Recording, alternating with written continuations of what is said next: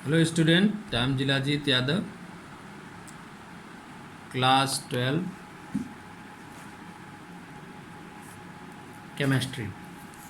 Our topic is colloidal state.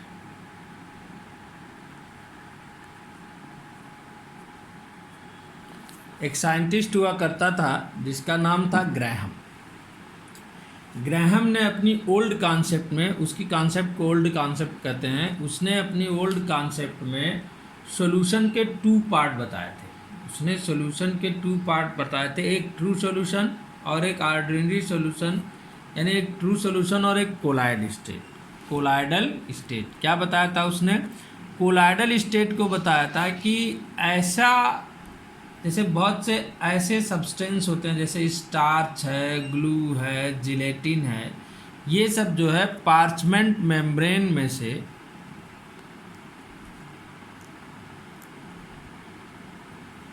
पास नहीं कर पाते, पार्चमेंट मेम्ब्रेन में से पास नहीं कर पाते, तो उनको इसने क्या कहा? Colloidal solution. और उसकी स्टेट को क्या बोला? Colloidal state. क्या बोला? Colloidal state. क्या बताया था ग्रैहम ने? ग्रैहम की कॉन्सेप्ट थी, ओल्ड कॉन्सेप्ट के नाम से उसको जानते हैं। उसने बताया कि बहुत से ऐसे सॉल्यूशन होते हैं जो पार्चमेंट मेम्ब्रेन से क्रॉस नहीं कर पाते, तो उसने इनका नाम रखा कोलाइडल सॉल्यूशन, और उनकी इस स्टेट को उसने नाम दिया था कोलाइडल स्टेट। क्या नाम दिया था? Colloidal state. इसके एग्जाम्पल हैं जैसे ग्लू हुआ, जिलेटिन हुआ, स्टार्च हुआ। और ट्रू सॉल्यूशन उसने क्या बताया?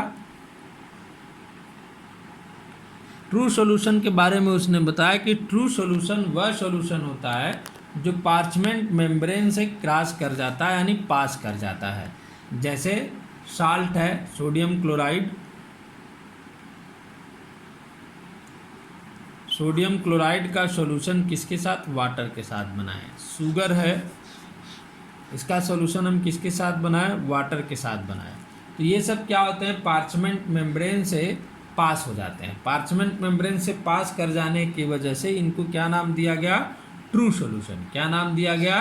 True solution. लेकिन बाद में देखा गया, जैसे अभी हम सैंड मिला दें, सैंड को वाटर में मिला दें, तो अब सैंड जो है वो वाटर में मिलेगा नहीं, वो उसमें क्या करता है? दिखता रहता है। तो अब इसे न तो ट्रू सॉल्यूशन बोल सकते हैं, न तो कोलाइड बोल सकते हैं, न ट्रू सॉल्यूशन बोल सकते हैं, न कोलाइड बोल सकते हैं। तो अब इसे क्या बोला जाएगा? तो new concept I, modern concept I, और यह मॉडर्न कॉन्सेप्ट जो थी साइज ऑफ पार्टिकल पर डिपेंड कर रही थी। किस पर डिपेंड करती है? साइज ऑफ पार्टिकल पर डिपेंड करती है। तो इसमें क्या बताया गया कि ऐसे सभी सॉल्यूशन जिसमें जो सॉल्यूट है उसके पार्टिकल की साइज लेस देन 1 नैनोमीटर। कितनी हो? लेस देन 1 नैनोमीटर हो, तो उसे हम क्या बोलते हैं? True solution. क्या बोलेंगे? True solution. क्या बोलते हैं? True solution.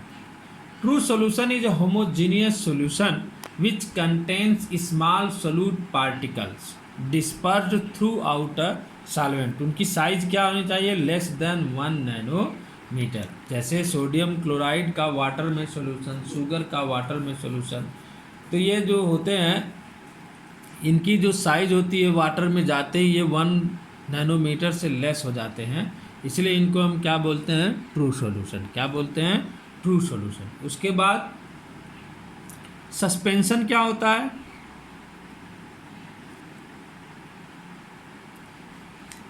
सस्पेंशन जो होता है, सस्पेंशन के जो पार्टिकल होते हैं मोर देन 1000 नैनोमीटर, यानी जो सस्पेंशन होता है, suspension is a heterogeneous mixture which contains small insoluble particles. वो इनसॉल्युबल होते हैं और उनकी साइज जो होती है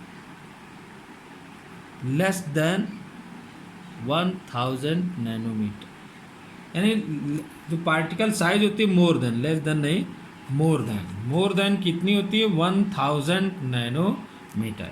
कोलाइड। कोलाइड क्या होते हैं? कोलाइड हिट्रोजीनस सॉल्यूशन होता है और ये इसके पार्टिकल जो होते हैं 1 नैनोमीटर से 1 नैनोमीटर, तो इनकी साइज जो होती है 1 नैनोमीटर टू 1000 नैनोमीटर के इन बीच में होती है। यानी इनकी साइज जो होती है इसके मिडल में होती है। जैसे मिल्क है, स्मोक है, ये सब क्या होते हैं? क्लाउड है, ग्लू है, जिलेटिन है, ये सब क्या होते हैं? कोलाइड होते हैं। क्या होते हैं? कोलाइड होते हैं। कोलाइड जो होता है वह नॉर्मली हम जो है नेक्ड आई से नहीं देख सकते, यानी कोलाइड के जो पार्टिकल्स होते हैं उनको हम नॉर्मली नेक्ड आई से नहीं देखते हैं और ये क्या करते हैं? लाइट को रिफ्लेक्ट करते हैं और वो हम टिंडल इफेक्ट में पढ़ेंगे आगे। फिर से सभी लोग इसको सुन लो। कोलाइड का सबसे पहले एक्सप्लेनेशन किसने किया था? ग्रैहम ने। किसने किया था? ग्रैहम ने। ग्रैहम एक साइंटिस्ट का नाम है।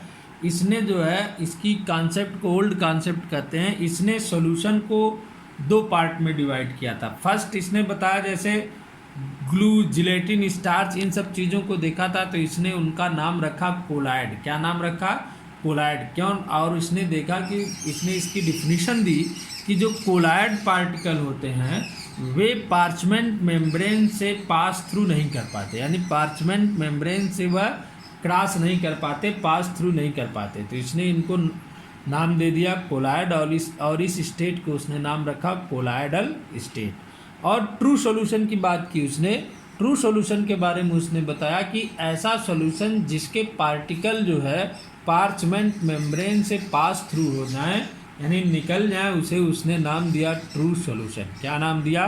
True solution. कोलाइड का क्या नाम रखा? कोलाइड के बारे में क्या बताया कि कोलाइड जो होते हैं वो पार्चमेंट मेम्ब्रेन से पास थ्रू नहीं हो पाते और ट्रू सॉल्यूशन जो होते हैं उसके पार्टिकल पार्चमेंट मेम्ब्रेन से पास थ्रू हो जाते हैं। लेकिन आगे सैंड को जब वाटर में मिलाया गया तो अब इसको क्या बोलेंगे? तो प्रॉब्लम हो गई, क्योंकि यह सैंड जो होता है वो वाटर में जो है मिक्स नहीं, वाटर में जो है सॉल्यूट नहीं होता, इसके पार्टिकल उसमें दिखते रहते हैं। तो मॉडर्न कॉन्सेप्ट आई और यह कॉन्सेप्ट किस पर डिपेंड कर रही थी? साइज ऑफ पार्टिकल पर। किस पर डिपेंड कर रही थी? साइज ऑफ पार्टिकल पर। तो ट्रू सॉल्यूशन को उसने क्या बताया कि साइज ऑफ पार्टिकल के बेस पर ट्रू सॉल्यूशन की डिफिनीशन दी गई कि ट्रू सॉल्यूशन वे सॉल्यूशन है जिनके पार्टिकल की साइज 1 नैनोमीटर से लेस देन होती है, यानी 1 नैनोमीटर से कम होती है, उन्हें हम क्या बोलते हैं? True solution. ट्रू सॉल्यूशन सभी लोग जानते हो, जैसे सोडियम क्लोराइड का वाटर में सॉल्यूशन, शुगर का वाटर में सॉल्यूशन, ये सब क्या कहलाता है?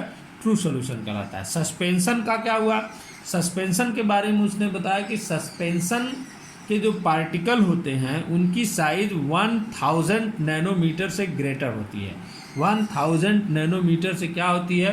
ग्रेटर होती है। यानी ऐसे सॉल्यूशन यहाँ पर, यानी कि ये मिक्सचर होते हैं, सॉल्यूशन तो इनको कहा ही नहीं जा सकता, यानी ऐसे मिक्सचर जिनकी साइज 1000 नैनोमीटर से क्या हो? ग्रेटर हो। क्या हो? ग्रेटर हो, तो उन्हें हम क्या बोलते हैं? सस्पेंशन। सस्पेंशन जो होता है वह कैसा मिक्सचर होता है? सस्पेंशन हिट्रोजीनियस मिक्सचर होता है। कैसा मिक्सचर होता है? हिट्रोजीनियस मिक्सचर होता है और इसमें जो सॉल्यूट होता है वह वाटर में या जो सॉल्वेंट होता है उसमें इनसॉल्युबल होता है। क्या होता है? इनसॉल्युबल होता है। जैसे डर्ट है, डर्ट पार्टिकल्स इन वाटर, है ना। कोलाइड। कोलाइड क्या होते हैं? कोलाइड होमोजीनियस सॉल्यूशन होते हैं। कैसे सॉल्यूशन होते हैं? हिट्रोजीनियस सॉल्यूशन होते हैं। कोलाइड भी कैसे सॉल्यूशन होते हैं? हिट्रोजीनियस। सस्पेंशन भी हिट्रोजीनियस होता है और कोलाइड भी हिट्रोजीनियस होता है। लेकिन सस्पेंशन और कोलाइड में क्या डिफरेंट होता है? कोलाइड के जो साइज होते हैं, पार्टिकल के जो साइज होते हैं वह बिटवीन 1 नैनोमीटर टू 1000 नैनोमीटर में होते हैं, यानी 1000 नैनोमीटर से कम और 1 नैनोमीटर से ज़्यादा, इनकी साइज इनके बीच में होती है। जैसे मिल्क हुआ, स्मॉल हुआ, क्लाउड हुआ, ग्लू हुआ, जिलेटिन हुआ, एट्सेट्रा। और कोलाइड होते क्या हैं? कोलाइड पार्टिकल जो होते हैं इनको हम नेक्ड आई से कभी नहीं देख सकते, यानी colloidal particles can not be normally seen with naked eye. एक फिर और इनका एक और प्रॉपर्टी होती है, ये लाइट रिफ्लेक्ट करते हैं, यानी light reflected by them can be seen under an ultra microscope, जिसको हम लोग टिंडल इफेक्ट के नाम से जानते हैं, जिसे हम आगे पढ़ेंगे। The particles of colloidal solution can pass through ordinary filter paper but not through animal membrane. यह फिल्टर पेपर से तो पास थ्रू हो जाते हैं, लेकिन एनिमल मेम्ब्रेन यानी पार्चमेंट मेम्ब्रेन से यह पास थ्रू नहीं हो पाते हैं। In a colloid the disperse phase में consist of particles of a single macromolecule और an aggregate of many atoms molecules are and, जिसका मतलब सीधा होता है यह सिंथेटिक पॉलीमर्स होते हैं। जो कोलाइड होते हैं वो सिंथेटिक पॉलीमर्स होते हैं। पॉलीमराइजेशन के चैप्टर हम लोग इसको पढ़ेंगे। तो यहाँ से क्वेश्चन क्या बनता है, यहाँ से तुम्हारा क्वेश्चन बनता है कि सीधे सीधे क्वेश्चन यहाँ से एक बनेगा कि distinction between true solution, colloids and suspension. तो ट्रू सॉल्यूशन क्या होता है? ट्रू सॉल्यूशन होता है जिसके पार्टिकल की साइज 1 नैनोमीटर से लेस देन होती है। सस्पेंशन क्या होता है? जिसके पार्टिकल की साइज 1000 नैनोमीटर से ग्रेटर देन होती है। और कोलाइड क्या होता है? कोलाइड वह होता है जिसके पार्टिकल की साइज बिटवीन होती है 1 नैनोमीटर टू 1000 नैनोमीटर। तीन यहाँ से एक ही क्वेश्चन बनता है। कोलाइडल स्टेज की डिफिनीशन पूछ सकता है, या फिर जो कह सकता है distinction between true solution, colloids and suspension. तो हम लोग ये सारी चीज़ें बताएंगे। कभी कभी यह भी पूछ सकता है कि ग्राहम की कॉन्सेप्ट क्या है। तो ग्राहम की कॉन्सेप्ट ये थी, उसने सॉल्यूशन को 2 पार्ट में डिवाइड किया था। एक उसने बताया था कोलाइड को उसने डिफाइन किया था कि ऐसा हिट्रोजीनस सॉल्यूशन जो पार्चमेंट मेम्ब्रेन से पास थ्रू हो जाए कोलाइड कहलाता है। ट्रू सॉल्यूशन को उसने डिफाइन किया था कि कोलाइड को उसने डिफाइन किया था कि ऐसा हिट्रोजीनस सॉल्यूशन जो पार्चमेंट मेम्ब्रेन से पास थ्रू नहीं होता है। कोलाइड क्या होता है? जो पार्चमेंट मेम्ब्रेन से पास थ्रू नहीं होता है। और ट्रू सॉल्यूशन क्या होता है? वो पार्चमेंट मेम्ब्रेन से पास थ्रू हो जाता है। और मॉडर्न कॉन्सेप्ट में 3 चीज़ों को दिया गया। थर्ड स्टेज दी गई true solution, suspension and colloid. ये पार्टिकल के साइज पर डिपेंड करती है। ट्रू सॉल्यूशन की साइज, पार्टिकल की size less than 1 nanometre, suspension की साइज ग्रेटर देन 1000 नैनोमीटर, और कोलाइड 1 नैनोमीटर टू 1000 नैनोमीटर के बीच में होता है। ग्राहम ने बताया था कि कोलाइड पार्चमेंट मेम्ब्रेन से पास थ्रू नहीं हो सकते हैं, और ट्रू सॉल्यूशन क्या होते हैं? वो पार्चमेंट मेम्ब्रेन से पास थ्रू हो जाते हैं। बस।